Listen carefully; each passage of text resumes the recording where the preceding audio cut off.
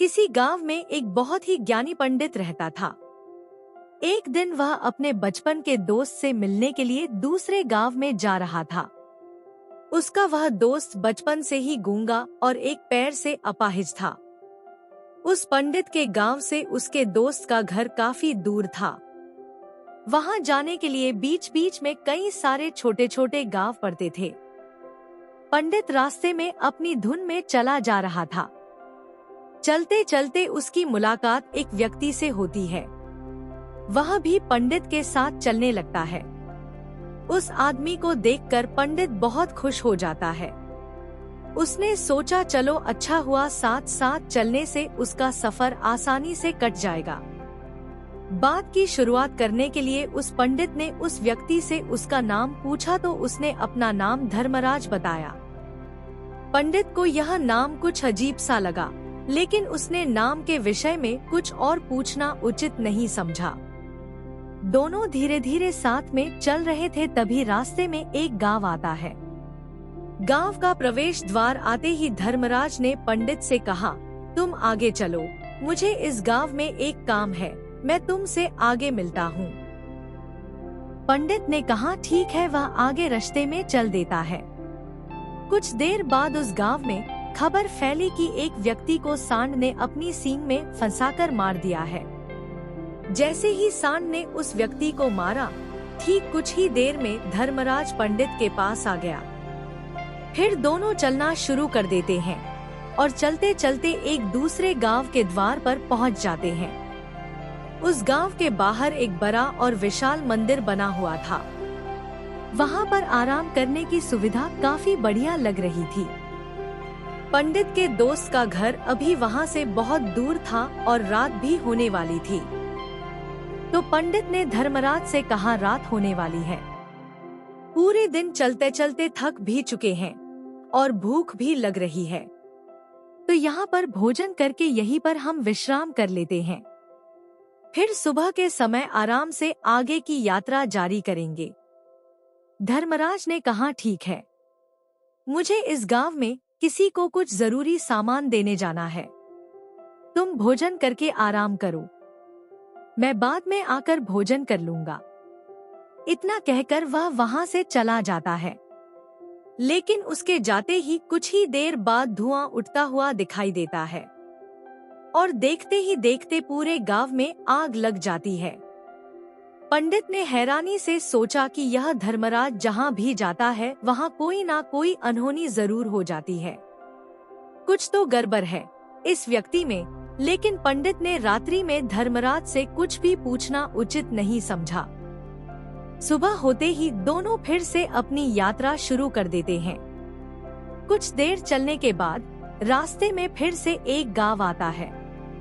धर्मराज ने फिर पंडित से कहा, आप आगे चलिए, मुझे इस गांव में अपने मित्र से मिलने जाना है, मैं अपने दोस्त से मिलने के बाद आगे रास्ते में मिलूंगा।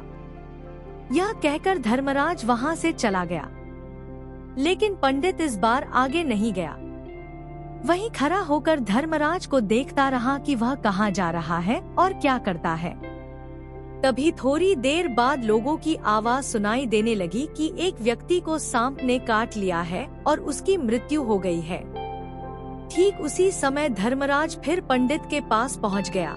लेकिन इस बार पंडित से रहा नहीं गया और उसने धर्मराज से पूछ ही लिया कि तुम जिस भी गांव में जाते हो वहां कोई ना कोई अनहोनी जरूर हो जाती है, क्या तुम मुझे बता सकते हो यह ऐसा क्यों हो रहा है? धर्मराज ने कहा, पंडित जी आप तो मुझे बहुत ज्ञानी मालूम पड़े थे, इसीलिए मैं आपके साथ चलने लगा था, क्योंकि ज्ञानियों का साथ बहुत अच्छा होता है। परंतु आप अभी तक समझ नहीं पाए कि मैं कौन हूँ। पंडित ने कहा, मैं समझ गया हूँ, लेकिन मुझे कुछ शंका है। अगर आप ही अपना उपयुक्त परिचय दे दे तो मेरे लिए आसानी होगी। तब धर्मराज ने जवाब दिया कि मैं यमदूत हूँ और यमराज की आज्ञा से उन लोगों के प्राण हरण करता हूँ जिनकी उम्र पूरी हो चुकी है। हालांकि पंडित को पहले से ही इस बात की आशंका थी। फिर भी धर्मराज के मुंह से ये बातें सुनकर वह घबरा गया, लेकिन वह हिम्मत करके पूछता है कि अगर तुम सच में यमदूत हो तो मुझे बताओ अगले मृत्यु किसकी है। धर्मराज ने जवाब दिया, अगली मृत्यु तुम्हारे उसी मित्र की है जिससे तुम मिलने जा रहे हो, और उसकी मृत्यु का कारण भी तुम ही बनोगे। ये बात सुनकर पंडित सहम गया और सोच में पड़ गया कि अगर सच में यह धर्मराज यमदूत हुआ तो उसकी बात भी सच होगी और उसके कारण मेरे बचपन के सबसे अच्छे मित्र की मृत्यु हो जाएगी। तो सबसे अच्छा तो यही होगा कि मैं अपने मित्र से मिलने ही ना जाऊं। कम से कम मैं उसकी मृत्यु का कारण तो नहीं बनूंगा। धर्मराज ने मुस्कुराते हुए कहा, तुम जो सोच रहे हो वो सब मुझे पता है, मगर तुम्हारे अपने मित्र से मिलने ना जाने से नियति नहीं बदल जाएगी।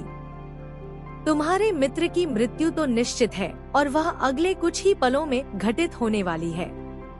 महाकाल के मुंह से ऐसी बातें सुनकर पंडित को झटका लगा, क्योंकि महाकाल ने पंडित के मन की बातें पढ़ ली थी, जो कि एक सामान्य व्यक्ति के लिए संभव नहीं है। अब पंडित को विश्वास हो गया कि यह धर्मराज सचमुच में यमदूत ही है। जब पंडित को यह पूर्ण विश्वास हो गया कि धर्मराज जी यमदूत है तो वह घबरा गया।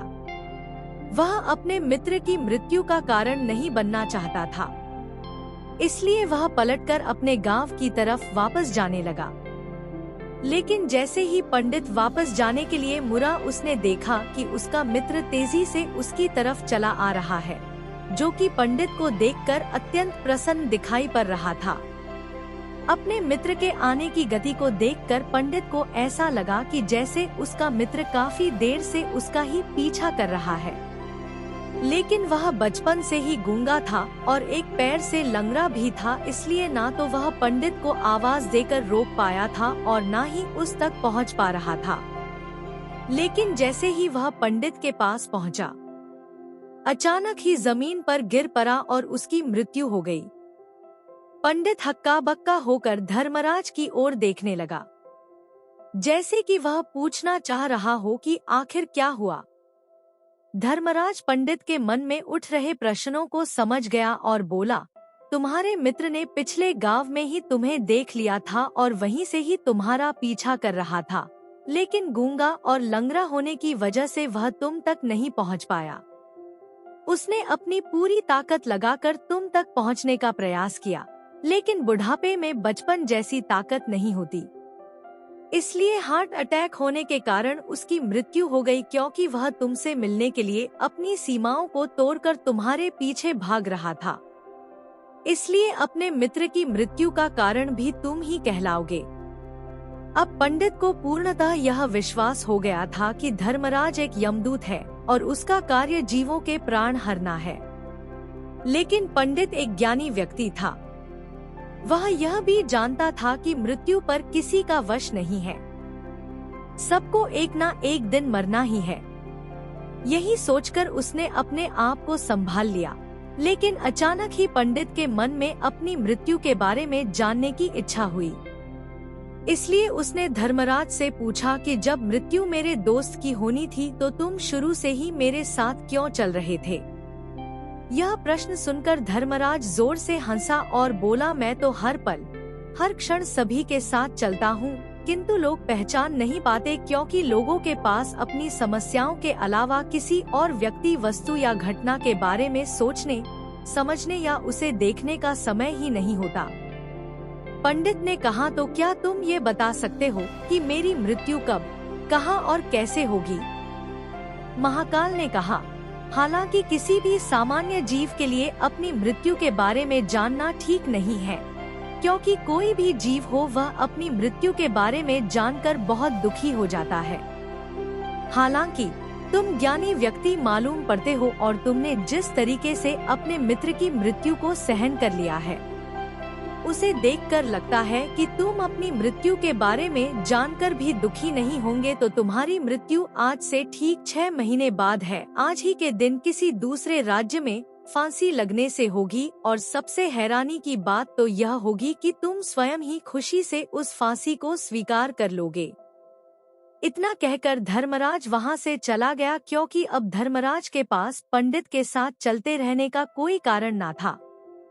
इसके बाद पंडित ने अपने मित्र के शरीर का अंतिम संस्कार किया और यथाशक्ति उसके क्रियाकर्म करके अपने गांव वापस आ गया। लेकिन कोई व्यक्ति कितना भी ज्ञानी क्यों ना हो, अपनी मृत्यु के बारे में जानकर दुखी तो होता ही है और मृत्यु से बचने का कोई ना कोई उपाय भी खोजता है। तो पंडित ने भी वही किया, क्योंकि पंडित विद्वान था, इसलिए उसकी पहचान उस राज्य के राजा तक थी। पंडित ने सोचा कि राजा के पास तो कई सारे ज्ञानी मंत्री हैं, वो मेरी मृत्यु से संबंधित समस्या का कोई न कोई समाधान निकाल ही लेंगे। पंडित यही सब सोचता हुआ राज दरबार में पहुंच जाता है और राजा से सारी घटना के बारे में बताता है। राजा ने अपने मंत्रियों को सारी समस्या बताई और उनसे सलाह मांगी। अंत में सभी ने विचार विमर्श करके कहा, अगर पंडित की बात सही है तो उसकी मृत्यु भी 6 महीने बाद ही होगी। लेकिन मृत्यु तो तब यदि वह किसी दूसरे राज्य में जाए ही ना, तो मृत्यु ही नहीं होगी। मंत्रियों की यह सलाह राजा को भी सही लगी। इसके बाद पंडित के रहने की सारी व्यवस्था महल में ही कर दी गई और राजा के आदेश के बिना उस पंडित से किसी को भी नहीं मिलने दिया जाता था।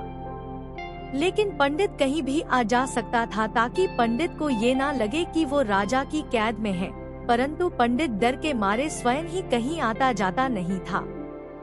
धीरे धीरे महीने गुजर गए और पंडित की मृत्यु का समय नजदीक आने लगा और अंततः वह भी दिन आ गया जिस दिन पंडित की मृत्यु होनी थी। तो जिस दिन पंडित की मृत्यु होनी थी उसकी एक रात पहले पंडित डर के मारे जल्दी ही सो गया, ताकि जल्दी से वह रात बीत जाए और अगला दिन आ जाए, ताकि मृत्यु टल सके। लेकिन पंडित को नींद में चलने की बीमारी थी और अपनी इस बीमारी के बारे में वह स्वयं ही नहीं जानता था।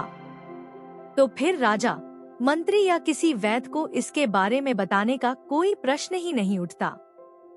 पंडित अपनी मृत्यु को लेकर बहुत चिंतित था। वह पिछले कई दिनों से ठीक से सो भी नहीं पा रहा था और नींद में चलने की बीमारी भी तभी होती है जब व्यक्ति ठीक से सो नहीं पा रहा हो। तो उस रात भी पंडित को नींद में चलने का दौरा पड़ा। वह उठा और महल से निकलकर अस्तबल में गया, क्योंकि पंडित राजा का खास मेहमान था। इसलिए किसी भी पहरेदार ने उसे नहीं रोका और ना ही किसी तरह की कोई पूछताछ की। अस्तबल में पहुंचकर वह सबसे तेज चलने वाले घोड़े की पीठ पर सवार होकर नींद में ही अपने राज्य की सीमा से बाहर दूसरे पड़ोसी राज्य में चला गया। इतना ही नहीं, वह दूसरे राज्य के राजा के महल में पहुंच गया। उस महल के पहरेदारों ने भी उसे नहीं रोका और ना ही कोई पूछताछ की। सभी लोग रात्रि का अंतिम प्रहार होने के कारण गहरी नींद में थे। वह पंडित सीधे राजा के सैन्य कक्ष में पहुंचा, जहां राजा और रानी सो रहे थे। वह पंडित वहीं जाकर सो गया। सुबह हुई तो राजा ने पंडित को रानी के बगल में सोया हुआ देखा तो वह बहुत क्रोधित हो गया। राजा ने पंडित को कैद करने का आदेश दे दिया। पंडित गिरफ्तार हो गया, लेकिन पंडित तो भौचक्का था। उसे तो कुछ समझ नहीं आ रहा था कि आखिर वह दूसरे राज्य में और राजा के सैन्य में कैसे पहुंचा। लेकिन वहां उसकी ये सब सुनने वाला कोई नहीं था। राजा ने पंडित को दरबार में पेश करने का आदेश दिया।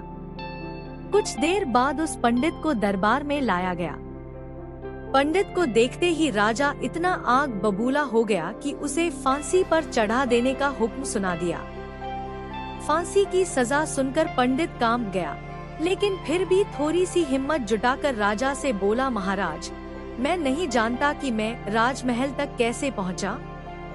मैं यह भी नहीं जानता हूँ कि आपके सैन्य कक्ष तक मैं कैसे आया और आपके महल के किसी पहरेदार या सैनिक ने मुझे रोका क्यों नहीं। लेकिन मैं इतना जरूर जानता हूँ कि आज मेरी मृत्यु होनी थी और वह होने भी जा रही है। राजा को यह बात थोड़ी अजीब लगी। उसने पंडित से पूछा, तुम्हें कैसे पता कि आज तुम्हारी मृत्यु होनी है? राजा के इस प्रश्न के जवाब में पंडित ने पिछले 6 महीने का सारा वाकया राजा को सुना दिया और बोला, महाराज, मेरा क्या किसी भी सामान्य व्यक्ति में इतना साहस नहीं कि वह राजा के सैन्य कक्ष में राजा की उपस्थिति में रानी के साथ सो जाए। राजा को पंडित की बात में थोड़ा तर्क दिखाई पड़ा, परंतु उसने सोचा कि यह मृत्यु से बचने के लिए धर्मराज और उसके द्वारा अपनी मृत्यु की भविष्यवाणी की कहानी बना रहा है। इसलिए राजा ने पंडित से कहा, यदि तुम्हारी बात सत्य है और आज ये तुम्हारी मृत्यु का दिन है, जैसा कि यमदूत धर्मराज ने तुमसे कहा था, तो आज तुम्हारी मृत्यु का कारण मैं नहीं बनूंगा। लेकिन यदि तुम्हारी बात झूठी निकली तो निश्चित ही आज तुम्हारी मृत्यु का दिन होगा, क्योंकि जिस राज्य से पंडित आया था उस राज्य का राजा इस राजा का मित्र था। इसलिए इस राजा ने तुरंत अपने कुछ सैनिकों को पड़ोसी राजा के पास भेजकर पंडित की बात की सत्यता का प्रमाण मांगा। भेजे गए सैनिक शाम तक लौटे और उन्होंने राजा को बताया कि महाराज, पंडित जो कुछ भी कह रहा है वो सब सत्य है। पड़ोसी राज्य के राजा ने पिछले 6 महीने से पंडित के रहने की सारी व्यवस्था अपने ही महल में कर रखी थी। पंडित राजा का खास मेहमान था। कल शाम राजा आखिरी बार पंडित से उसके कक्ष में मिले थे और उसके बाद यह इस राज्य में कैसे पहुंच गया, इसकी जानकारी किसी को भी नहीं है। इसलिए उस राज्य के राजा के अनुसार पंडित को फांसी की सजा देना ठीक नहीं है। लेकिन राजा के सामने एक नई समस्या थी, क्योंकि उसने बिना पूरी बात जाने ही पंडित को फांसी की सजा सुना दी थी। इसलिए अगर पंडित को फांसी नहीं दी जाती तो राजा के वचन का अपमान हो जाएगा, लेकिन अगर राजा की बात का मान रखा जाए तो बेवजह ही एक निर्दोष व्यक्ति की मौत हो जाएगी। राजा ने अपने सभी मंत्रियों से इस बारे में सुझाव मांगा तो मंत्रियों ने राजा को सुझाव दिया कि महाराज, पंडित को एक कच्चे सूत के धागे से फांसी लगवा दी जाए। इससे आपके कथन का भी मान रह जाएगा और कच्चे सूत के धागे से पंडित को फांसी भी नहीं लगेगी और उसके प्राण भी बच जाएंगे। राजा को मंत्रियों का यह सुझाव पसंद आया और उसने ऐसा ही करने का आदेश दे दिया। पंडित के लिए कच्चे सूत के धागे से फांसी का फंदा बनाया गया और नियम के अनुसार पंडित को फांसी पर चढ़ाया जाने लगा। सभी लोग बहुत खुश थे कि ना तो पंडित मरेगा और ना ही राजा का वचन खाली जाएगा। पंडित को भी पूर्ण विश्वास था, ये सूत के धागे से तो उसकी मृत्यु हो ही नहीं सकती। इसलिए उसी पर चढ़ने के लिए तैयार हो गया। जैसा कि धर्मराज ने भविष्यवाणी की थी कि तुम खुद ही अपनी फांसी को स्वीकार करोगे, लेकिन जैसे ही पंडित को फांसी दी गई, सूत का धागा तो टूट गया, लेकिन टूटने से पहले उसने अपना काम कर दिया था। पंडित के गले की एक नस सूत के धागे के झटके से कट चुकी थी और पंडित जमीन पर पड़ा तड़प रहा था। उसी पल उसके गले से खून की फुहार निकल रही थी और देखते ही देखते पंडित का शरीर पूरी तरह से शांत हो गया। सभी लोग आश्चर्यचकित थे और पंडित को मरता हुआ देख रहे थे। किसी को विश्वास नहीं हो रहा था कि कच्चे सूत के धागे से भी किसी इंसान की मृत्यु हो सकती है। लेकिन घटना तो घट चुकी थी। नियति ने अपना काम कर दिया था और धर्मराज की भविष्यवाणी सच हो चुकी थी। श्रीमद्भागवत गीता में भगवान श्री कृष्ण ने कहा है, जो होना होता है वह होकर ही रहता है। हम चाहे कितनी ही सावधानी बरतें, कितना ही उपाय कर लें, लेकिन घटना और घटना की पूरी प्रणाली पहले से ही तय होती है, जिसे हम थोड़ा सा भी इधर उधर नहीं कर सकते हैं। दोस्तों, शायद इसीलिए ईश्वर ने हमें भविष्य जानने की क्षमता नहीं दी है, ताकि हम अपने जीवन को ज्यादा बेहतर तरीके से जी सके। और यही बात उस पंडित पर भी लागू होती है। अगर पंडित ने महाकाल से अपनी मृत्यु के बारे में ना पूछा होता तो 6 महीने तक राजा के महल में कैद रहकर डर डर कर जीने की बजाय ज्यादा बेहतर जीवन जीता। तो दोस्तों, उम्मीद करता हूँ आपको इस कहानी से एक अच्छी सीख मिली होगी। यह कहानी आपको कैसी लगी हमें कमेंट बॉक्स में कमेंट करके जरूर बताएं और इस वीडियो को अपने दोस्तों के साथ जरूर शेयर करें ताकि उन्हें भी इस कहानी से कुछ सीखने को मिल सके। इसी प्रकार का और भी वीडियो देखने के लिए हमारे चैनल को सब्सक्राइब करके हमें सपोर्ट जरूर करें। धन्यवाद।